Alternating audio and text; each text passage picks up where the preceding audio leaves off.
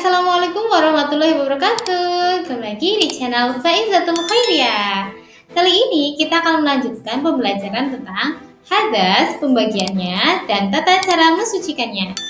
Ada yang belum belajar tentang pembelajarannya kemarin? Kalau belum, silahkan tonton video sebelum ini ya.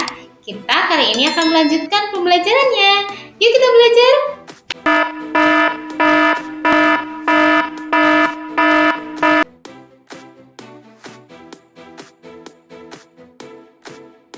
Hadas besar adalah keadaan tidak suci pada diri seseorang muslim karena sebab-sebab tertentu. Cara bersuci dari hadas besar adalah dengan cara mandi wajib. Mandi wajib untuk menghilangkan hadas besar disebut dengan jinabah. Apabila berhalangan untuk mandi menggunakan air, mandi jinabah bisa digunakan dengan tayamum.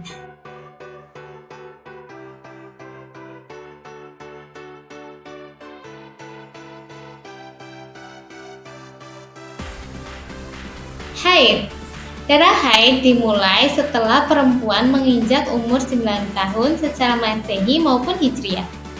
Sehingga darah yang keluar sebelum usia tersebut harus dikonsulkan ke dokter untuk memastikannya. Darah haid kemungkinan akan terus keluar berdasarkan siklus hingga perempuan memasuki masa menopause, yakni ketika memasuki usia antara 45 tahun sampai 55 tahun menurut medis, dan 62 tahun berdasarkan ketentuan fikih. Warna darah haid bukan hanya satu warna, tapi ada beberapa warna. Yang pertama adalah warna hitam atau merah marun yang kehitaman, lalu yang kedua merah, yang ketiga coklat kekuntingan atau coklat kehitaman sedikit, terus yang selanjutnya kuning seperti nanah dan agak kekuning-kuningan, dan yang terakhir adalah keruh seperti percampuran antara putih dengan hitam atau seperti air keruh pada umumnya yang enggak terlalu coklat tapi juga tidak terlalu putih, jadi di tengah-tengahnya. Sifat darah haid juga ada beberapa. Kita mulai dari yang terkuat. Yang pertama yaitu kental dan busuk atau berbau seperti bau anyir. Lalu yang kedua busuk. Yang ketiga kental, yang keempat tidak kental dan agak busuk, dan yang selanjutnya tidak busuk seperti darah pada umumnya. Siklus haid. Siklus haid perempuan ada beberapa dan kita akan membahas yang pokoknya saja. Jadi untuk kelengkapan dan contohnya kita akan membuat video terpisah agar video ini tidak terlalu panjang dan bertele-tele. Oke, pertama menghitung siklus masa suci di antara dua haid yang sekurang-kurangnya masa suci paling minimal adalah 15 hari. Siklus minimal atau siklus terpendek dari haid yaitu 1 kali 24 jam atau sehari semalam. Lazimnya siklus darah adalah antara 6 sampai 7 hari pada setiap bulannya. Siklus paling lama keluar darah haid adalah sedikitnya masa suci di antara dua haid yaitu 15 hari. Jika melebihi rentan waktu tersebut, maka disebut dengan darah istihadah. Akibat hukum dari wanita-wanita yang sedang haid atau larangan-larangan untuk wanita yang sedang haid. Yang pertama, dilarang melaksanakan sholat wajib maupun sholat sunnah. Lalu, berpuasa baik bulan Ramadan maupun sunnah puasa di hari lain. Untuk puasa Ramadannya bisa digantikan di hari lain ketika kalian sudah suci. Lalu yang ketiga yaitu tawaf. Yang keempat membaca, memegang atau membawa Al-Quran. Ini juga ada pendapat lain. Lalu yang nomor 5 masuk, duduk dan berdiam diri atau iktikaf di dalam masjid jika kalian ragu akan mengotori masjid. Lalu yang keenam bersetubuh meskipun dengan pengaman. Lalu yang terakhir menerima catatan perceraian dari suami.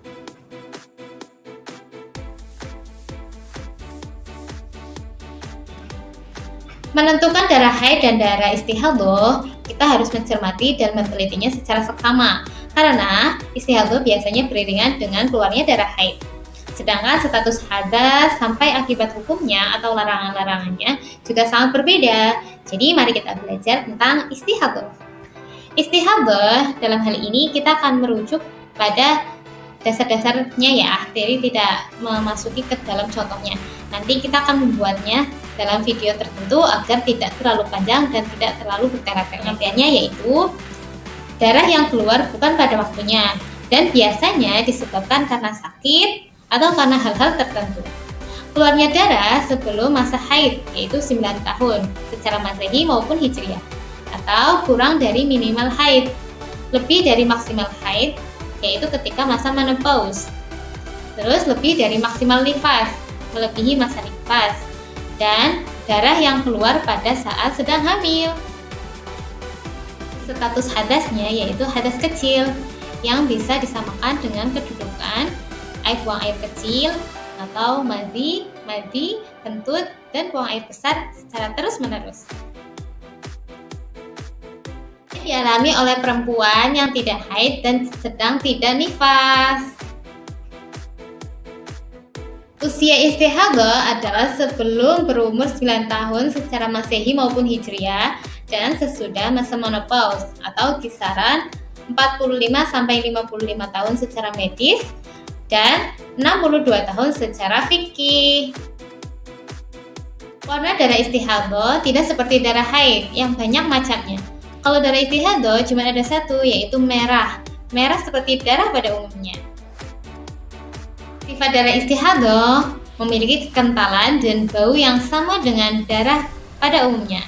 Jadi tidak seperti darah haid ya. Siklus istihadah. Siklus istihadah tidak sama dengan haid, yaitu kalau haid punya pengadatan, kalau istihadah tidak memiliki siklus yang pasti, sehingga tidak ada ketentuannya atau penentunya tidak ada. Jadi banyak berkaitan erat dengan haid dan nifas. Akibat hukum wanita yang sedang istihadah atau larangan untuk wanita yang sedang istihadah. Wanita yang sedang istihadah sangat berbeda dengan wanita yang sedang haid, karena wanita istihadah itu sama seperti perempuan pada umumnya. Oleh karena itu, wanita yang sedang istihadah tetap diwajibkan untuk sholat, puasa di bulan Ramadan, dan diperbolehkan juga untuk ibadah-ibadah sunnah lainnya. Jadi tidak ada larangan ya untuk wanita yang sedang istihadah. Lalu yang selanjutnya nifas. Tahukah kamu batas minimal darah nifas adalah 1 percik atau 1 tetes sekali keluar setelah melahirkan. Pada umumnya, rentang keluarnya darah nifas adalah 40 hari dan paling lama adalah 60 hari. Perempuan yang sedang nifas memiliki larangan yang sama dengan perempuan yang sedang haid. Mandi besar atau mandi jinabah dan tata cara melaksanakannya. Ada beberapa syarat.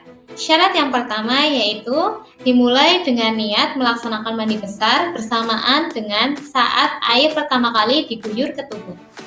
Anggota badan yang pertama kali disiram boleh di mana saja, dari atas, bawah, maupun tengah.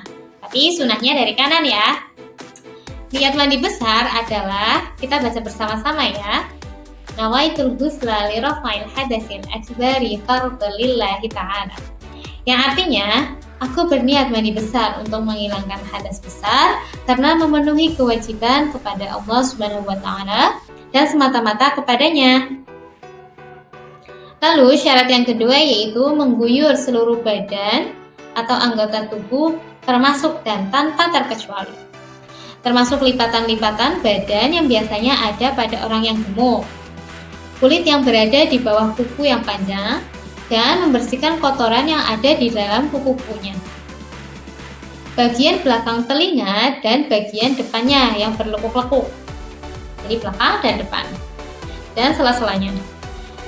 Selangkangan kedua paha, sela-sela antara dua pantat yang saling menempel, dan juga kulit kepala yang berada di bawah rambut yang tebal.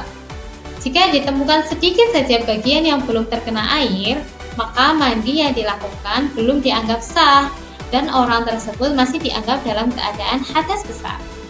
Jadi diperhatikan ya, jangan sampai ada yang tertinggal. Tayamum. Kemarin kita sudah belajar tata cara berwudu. Menurut saya berwudu bukanlah ibadah yang sulit. Kenapa seperti itu? Karena kita dapat melihat contoh di sekitaran kita seperti orang-orang yang sedang berwudu di masjid dan di musola 5 waktu selama sehari semalam. Jadi kalaupun kita masih pelaksanaannya kurang baik, kita masih bisa melihat orang di sekitar kita yang sedang wudhu, dan kita dapat memperhatikan gimana caranya. Tapi coba kita bandingkan dengan tayamum. Tayamum adalah salah satu bentuk bersuci yang sangat jarang dilaksanakan, dan kita lihat di sekeliling kita. Secara bahasa, tayamum adalah berniat melaksanakan sesuatu. Sedangkan menurut istilah, tayamum merupakan melaksanakan mengusap debu ke wajah dan kedua tangan dengan syarat-syarat tertentu sebagai ganti berwudu dan mandi besar. Jika tayamum merupakan pengganti wudu dan mandi besar karena ada sebab-sebab tertentu. Coba kita belajar gimana sebab-sebab orang-orang yang bisa tayamum. Sebab-sebab diperbolehkannya tayamum ada 3, mari kita bahas. Yang pertama, kelangkaan air, baik secara kasat mata maupun secara syarak. Contohnya, kelangkaan air secara kasat mata, yaitu dalam keadaan berpergian dan benar-benar tidak ada air. Sedangkan kelangkaan air secara syarak, misalnya, air yang ada hanya mencukupi untuk kebutuhan minum saja.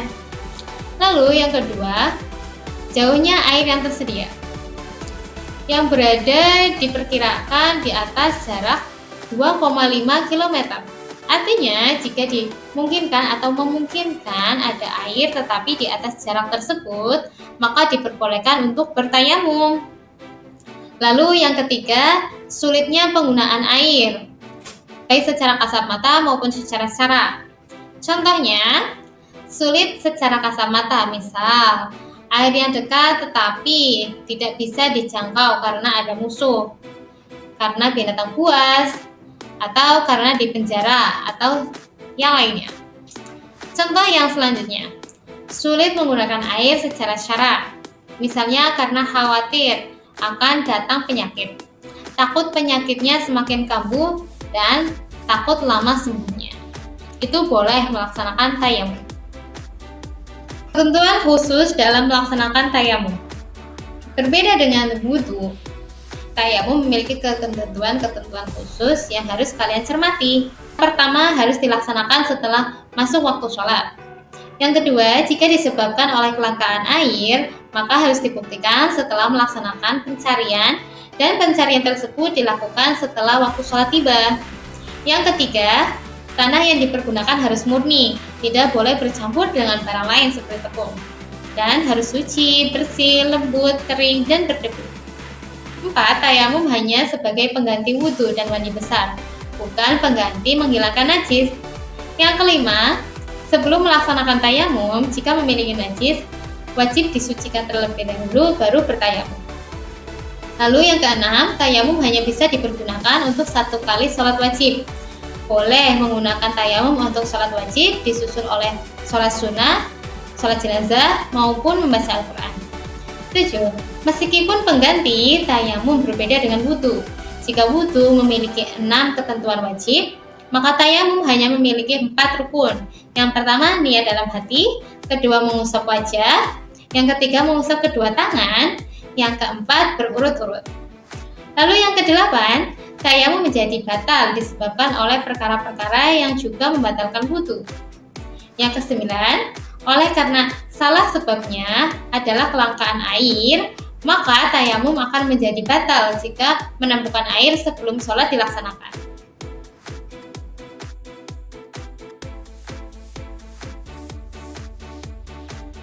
Alhamdulillah, kita telah selesai belajar tentang hadas, pembagiannya, dan cara mensucikannya. Semoga kita paham ya. Jika kalian yang belum paham dan ingin menambahkan informasi yang belum ada di video ini, silakan tuliskan komentar di bawah. Dan jika guru-guru ingin mendapatkan PowerPoint dan PPT yang saya buat ini, silakan kopikan link yang ada di deskripsi. Jadi saya cukup sekian, jika banyak salahnya saya mohon maaf yang sebesar-besarnya. Wassalamualaikum warahmatullahi wabarakatuh. Bye!